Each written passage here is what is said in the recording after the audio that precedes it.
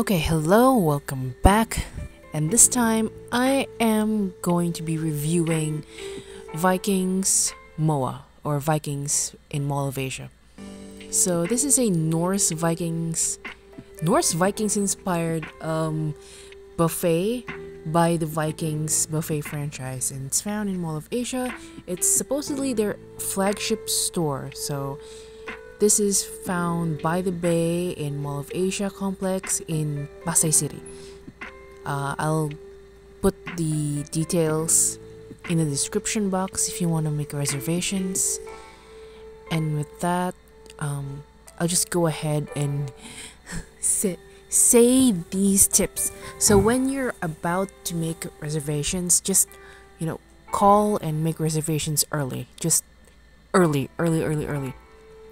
And when you do arrive,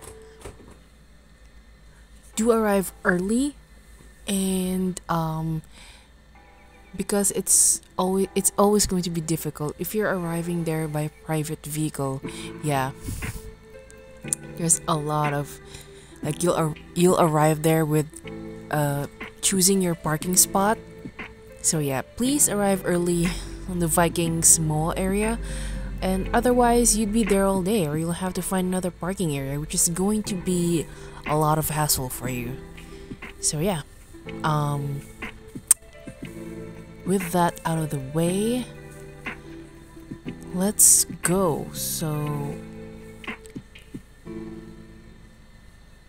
here in Vikings MOA, there's this food buffet right there, and then there's another neighboring venue called the Vikings venue or something, which is usually for larger parties or larger events. But if you're just going to go to their food buffet, their all-you-can-eat buffet restaurant, then just go to that one, this version right here.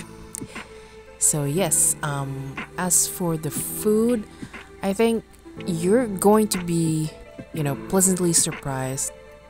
If it's going to be your first time, you'll find that the Vikings MOA is just absolutely stuffed with almost anything, like anything you can think of. So personally, their biggest selections are the Japanese cuisine and then their Chinese cuisine. So in the Japanese one, they have sushi and sashimi and even hot pot. You can pick the veggies and the meat that they provided, and even give you a small cooking pot along with a portable stove to heat, so that it keeps your hot pot, warm and fresh for you to eat on your table. Yeah. They have the Chinese section where they have the usual dim sum, dumplings, and their special entree dishes, rice, noodles, and some soup. It's not a big surprise that both the Japanese and the Chinese aisles, they have a lot of queue. There's always a long line there. The Japanese sushi, if you can just see it, they have a huge selection of different variants of sushi, and they'll even give you their tuna and their salmon. Those are always the top selections that the people go for. You have to go try out their stuff before they run out. They will run out, so yeah. Get some and try it. And then the next large selections are the Filipino dishes, and actually they're quite found in different aisles. So there would be Filipino style salads and Filipino style finger foods and Filipino delicatessen or canned meats, like luncheon types of meats, and then even cultural breakfast items like champurrado. Yeah. And if you know those hot dog and marshmallows on a stick, they have those too. And then there's the Italian section. The next large section, uh, the Italian section, air quotes, they have pizzas and pastas as well as some, you know, singular dishes. Like they have lasagna and I think a fish type of food there, but I, it's so obvious. Like just look away, Italians. If there's an Italian in the audience, just look away. It's not authentic. But you know what? I frequent the Italian section a lot because they may not be authentic, but at least they're tasty. Just yeah. And then of course, they generally also have like Western cuisines, and you'll see this huge cooking and grilling aisle. Yeah, like you'll have surf and turf styles with this in the meat aisle. And then they'll even have like a cooking and grilling aisle for beef, chicken, pork, and different seafood variants, so they can cook for you. So you just okay, so when you reserve a table, they'll also give you like a number. Like that table that you're seated has a number. So that number, you have to have it memorized so that when you go to these like cooking and grilling sections, you can tell them your number, and then you can present the, you know, raw meat item that you have so they can cook it for you.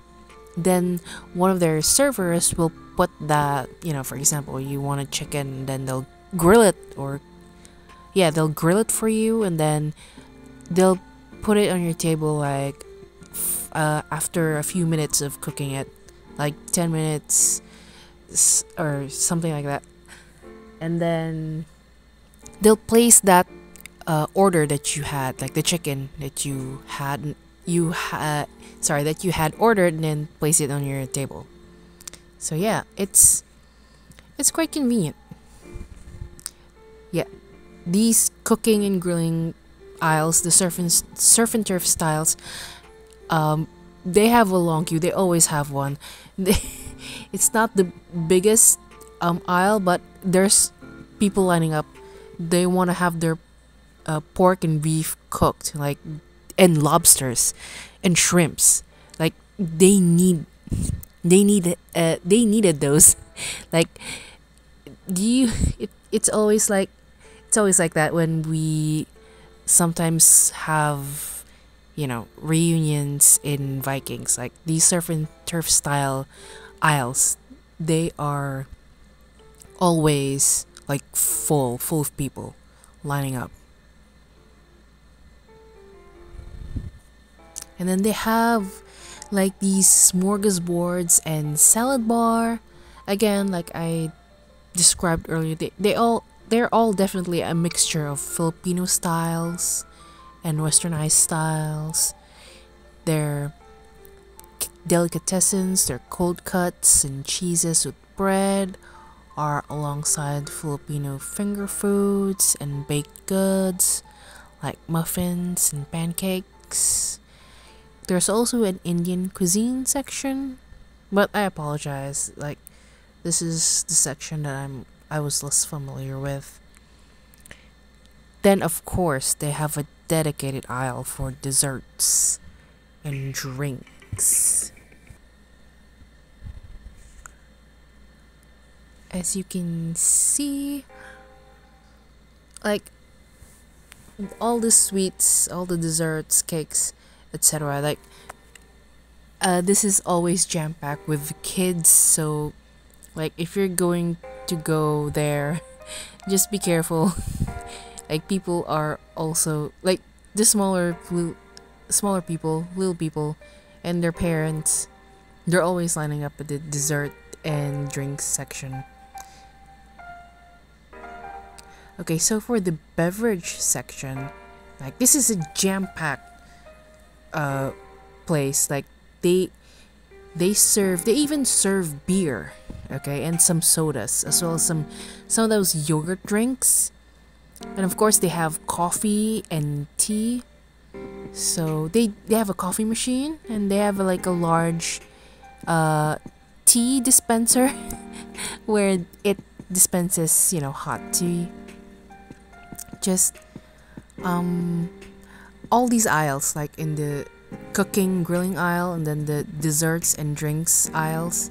Like, just be careful, line up, be polite with the people before you get your drink or your meat. Like, you can, I think you can even wait on the meat aisle, but no, just give them your number, your table number, and then sit right back there and you can wait. Or you can go ahead and pick up the other foods you like, and then so long as you have given them your table number, they'll place your, meat there. Anyway, in the desserts range from, a lot of ice creams, donuts, and cakes to the cultural and regional Filipino sweet dishes and pastries like pichi pichi, kutsinta. There's a make your own halo halo, and they even assist in serving ice cream. This always has a long queue, like no matter what.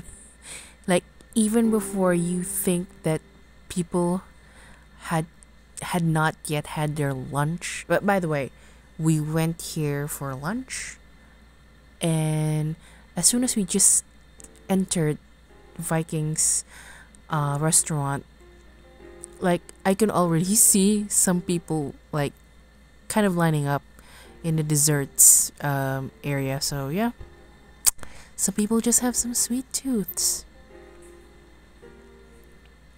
But okay, so what do I really think, at least personally, what do I think of Vikings MOA? Despite a really large selection, like really, like this is saying like quantity, like a lot of foods. Like, I have to say that you can taste that this is an affordable all-you-can-eat buffet. Now, that's not a bad thing. Some quality of the dishes are, safe in their flavor, and perhaps the quality of the meat and veggies aren't, consistent. That's not saying that they're bad. I'm just saying that, it's just, all right. They're not like, yeah, 5-star big Michelin. Like, these are the meats, veggies, fruits that are, okay, yeah.